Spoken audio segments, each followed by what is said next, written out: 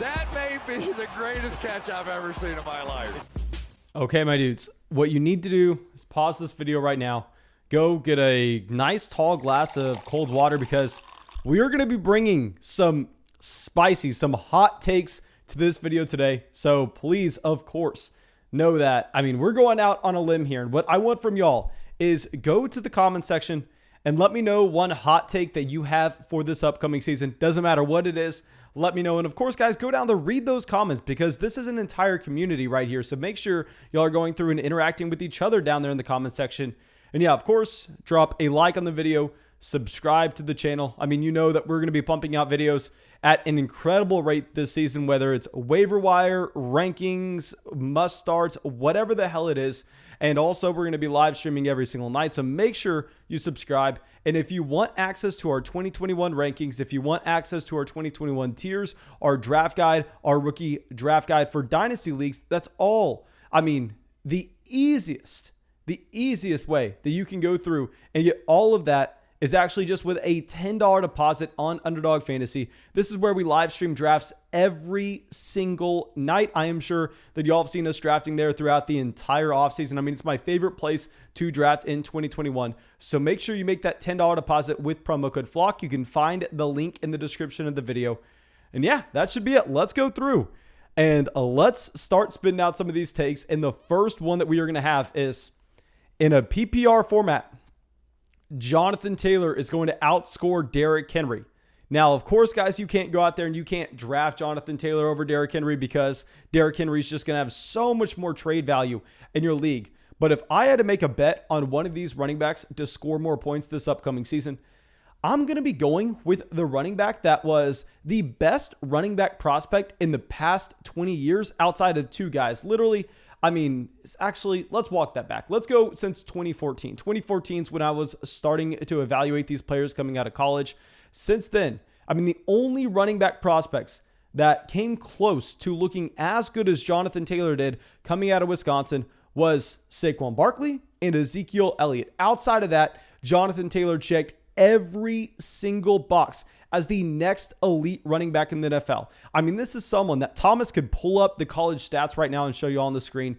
Every single season, it didn't matter if he was 18 years old, 19 years old, 20 years old. Jonathan Taylor was coming out and posting 2,000-yard seasons at Wisconsin, which, of course, is the craziest thing to ever see. And yeah, we have to go through and we have to acknowledge the fact that, I mean, this is someone that was running behind a very good offensive line. But, I mean, that kind of production at such a young age never happens in a conference like that. And to go along and add on top of this, guys, that he goes to the NFL Combine in 2020. Thomas, pull it up. Show him exactly what he did. A dominant athlete at a ridiculous size. Jonathan Taylor was one of the best running back prospects that we have ever seen. And then he gets to the NFL and he proves that the one question we had about his profile, we don't have to worry about. That one question that we had is, can this be someone that can be used as a receiver in the NFL? And hell, he answered that. He was actually utilized in the receiving game. Now, of course, so was Nyheim Hines, and that's going to continue to happen. But Jonathan Taylor, when he was in the game, he was running routes and he was getting dump-offs from Phillip Rivers.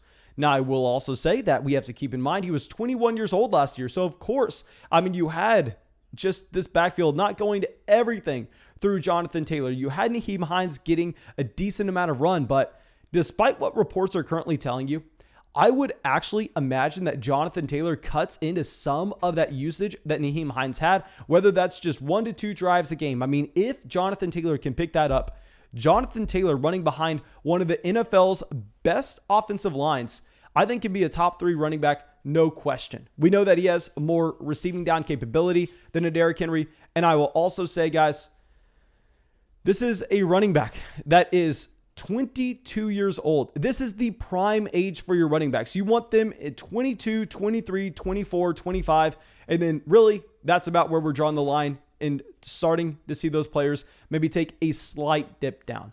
But Jonathan Taylor is right in that prime where he's going to continue to progress. Whereas Derrick Henry, on the other hand, Derrick Henry, yes, an extremely impressive running back last season, an extremely impressive running back the season before. We know he cracked 2,000 yards.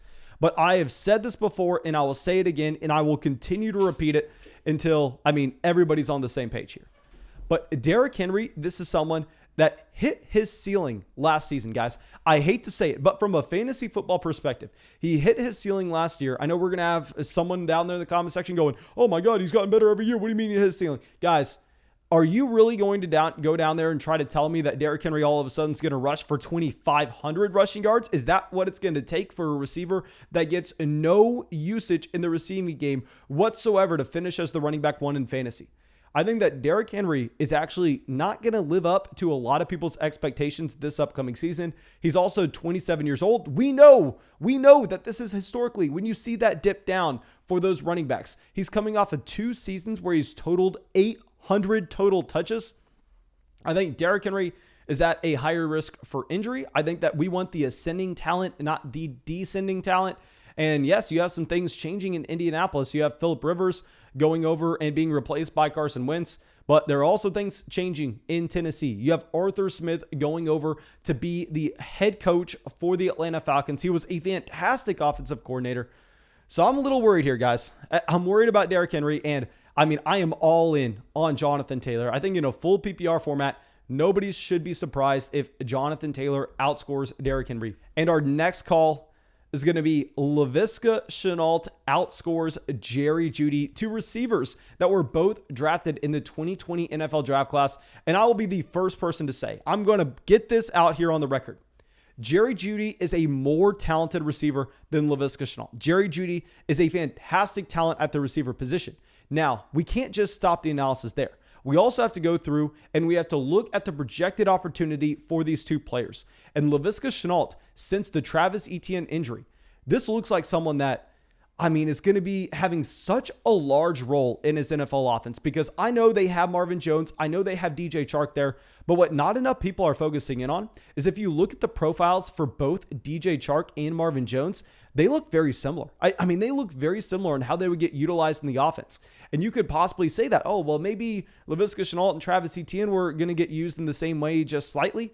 Well, no, Travis Etienne done for the year. Laviska Shenault just now getting started. And if we're looking at both of these receivers, their rookie seasons, Laviska Shenault just put up, Thomas can show you on the screen, in my opinion, a more impressive season than what Jerry Jeudy did, considering the circumstances they were in. Because Laviska Shenault put up those statistics that you're right now looking at in the worst offense in the NFL.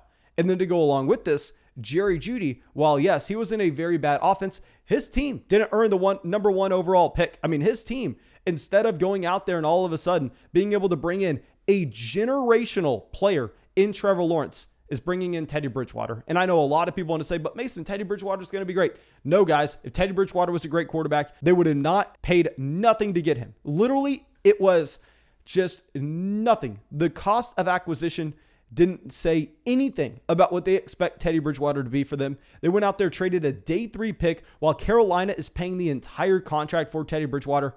That's nothing. That's essentially picking up someone off the waiver wire, where Trevor Lawrence is a quarterback selected at 1 overall. He's a significantly better quarterback. And going through with this, looking at the situation in Denver currently, you're going to have Jerry Jeudy competing for targets with the combination of Courtland Sutton, our boy Noah Fant. Y'all know how much I love Noah Fant. And you know who also is my boy in that offense? KJ Hamler. Guys, there are so many targets to be had, at least in Jacksonville, where really you're going to have Keelan Cole leaving the offense, only getting replaced by Marvin Jones coming in. And also, Travis Etienne isn't going to be there to get the targets out of the backfield, whereas the targets in Denver are going to be so hard to come by. They're going to be coming from a worse quarterback overall. So you're telling me that, yes, Jerry Jeudy is a slightly better receiver than Laviska Shenault. However, Jerry Jeudy's playing in an offense where it's going to be a lot harder to get targets. The targets are going to be a lot less meaningful given the quarterback play compared to Laviska Shenault, where, he has a clear role on this team. The targets should easily be there. The touches should be there. He should get some touches out of the backfield in some creative ways, at least hopefully he does. And also at the same time, it's a much improved quarterback play. Laviska Shenault's my guy. I know Jerry Jeudy's a slightly more talented receiver, but at the end of the day, I think the situation screams Laviska is going to be a more productive player overall. So now let's go over to our next guy. And talk about my guys Trey Lance. Now, right now, you're getting a discount on Trey Lance. Obviously, the injury is kind of opening up some questions on when are we going to get him to start in the NFL. I was on record saying that we were going to get to see him starting by the time we got to week 4. I will say I'm not an expert on what this injury currently is. I think there's been very little data put out about it.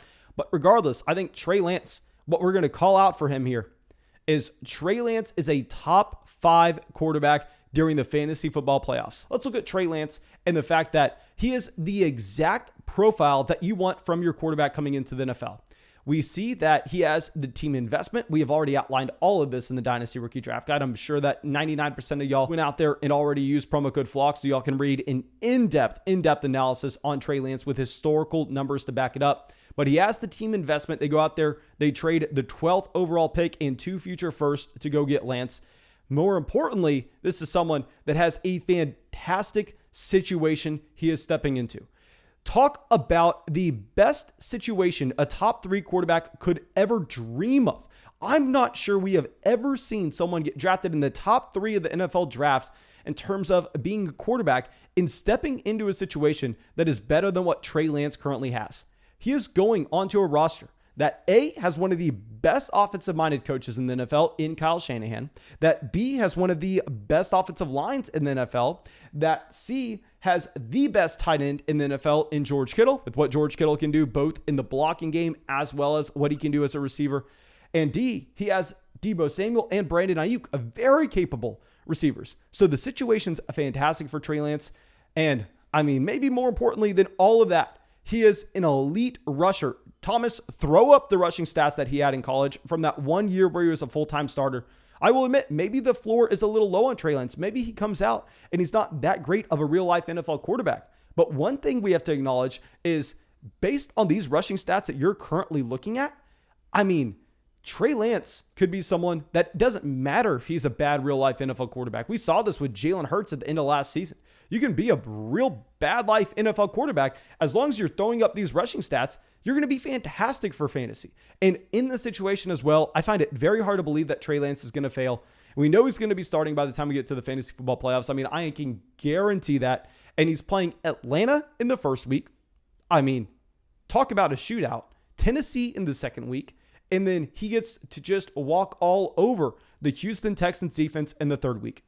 Trey Lance, I wouldn't be surprised if he's a top 5 quarterback during that stretch and wins people a lot of money. Now, going back over to the running back position, let's talk about Chase Edmonds and Mike Davis. And my prediction is, in a PPR league, you have Chase Edmonds outscoring Mike Davis.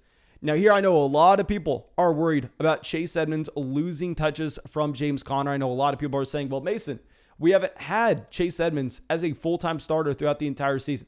And guys, while yes, that is true, what we have is very small samples, very small examples of when we've had the starting running backs out in front of a Chase Edmonds. He takes every single touch in the backfield. And trust me, guys, I'm actually kind of fine if you want to draft James Conner in your league as well, because what I am really chasing here is the fact that we know this is going to be one of the more productive offenses in the NFL. We know that out of every team that we're going to be looking at in the NFL, I mean, that Arizona should be at least in the top 10 in overall trips to the red zone. They should be at least in the top 10 in total yards per game, and possibly the top 5 in points scored per game. So now all of a sudden we're looking at Chase Edmonds, a running back that's been fantastic in the receiving game, on the way up in his NFL career. And I think this is someone that you're getting 2 to 3 rounds consistently after Mike Davis that I prefer over Mike Davis. You look at my rankings right now, and I don't give a crap about the trade value when it comes to these two guys.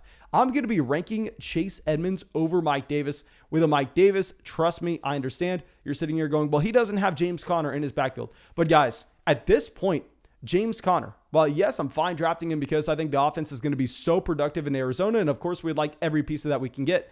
He got paid damn near a minimum salary for a 1-year contract to go to Arizona. While yes, he was used as a feature down running back in Pittsburgh in 2018, I believe was the year. I mean, still, you cannot be viewing this as a scenario where all of a sudden, I mean, James Conner is some massive threat to a Chase Edmonds. Now, if they would have gone out there and if they would have instead just say brought in a running back and paid him $6 million guaranteed, I'd have been like, okay, crap, maybe they're bringing him in. And this is about the money that you're actually going to have from a committee guy like Kenyon Drake going over to the Raiders. Kenyon Drake going to the Raiders is a much bigger deal for Josh Jacobs in that they pay him $11 million guaranteed. And that kind of money shows us that he's going to have a role on the offense on a week-to-week basis. Where James Conner, I believe the number is $1.75 million. I mean, getting paid literally nothing in guaranteed money to go over for one season to Arizona. Not that worried about Conner. Give me the running back that I think is a better talent in a better offense in Chase Edmonds. Now, our last bold call is Robert Tonyan is a tied end 2 in fantasy. Not even going to be a top 12 guy. And I know this doesn't look that bold, but guys, go and look at the top 12 tight ends. There are some pretty gross names in there from last year, and Robert Tonyan was near the top of that list. But the problem is, Robert Tonyan, he scored a touchdown on 20% of his targets last year. And we know that Rodgers was at the very top of the touchdown rate in the entire NFL in 2021. That's going to regress 100%, and that regression is going to start with a Robert Tonyan. They bring in Randall Cobb. Randall Cobb is 100% a threat to Robert Tonyan. They bring in Amari Rodgers, who's 100% a threat to Robert Tonyan. I mean, I think Robert Tonyan was more so just a factor of the situation in that they had nobody to throw the ball to outside of Devontae Adams last year, where now, I mean, I think that the targets, they're not necessarily going to go up, and we know that that touchdown rate is literally impossible to repeat. I would bet any amount of money, and I would give you whatever odds you wanted, that Robert Tonyan does not score a touchdown on 20% of his targets this upcoming season. There's no way that comes close to happening. You're going to see the targets, in my opinion, not even go up. To go along with this, you're going to see that crashing down. Robert Tonyan, he's not a top 12 tight end in fantasy. Don't be reaching on him in your fantasy drafts. And yeah, that's all I got for y'all. I really hope y'all enjoyed this video. Please, guys, make sure you subscribe to the channel. Leave a comment letting me know your bold prediction for this upcoming season. Drop a like on the video. Use promo code FLOCK on Underdog Fantasy to get our draft guide, to get our rankings, to get $25 added to your account. All you have to do is go to the description of the video, click that link, and use promo code FLOCK. Yeah, that's all I got for you, my dudes. Hope you all have a great day. Thank you to everybody supporting the show on Patreon. We got some new members in MCGC, Brian, Matthew, Craig, Ian, Woody, Colt, Marcus, Jack, and Nicholas. Thank you, my dudes.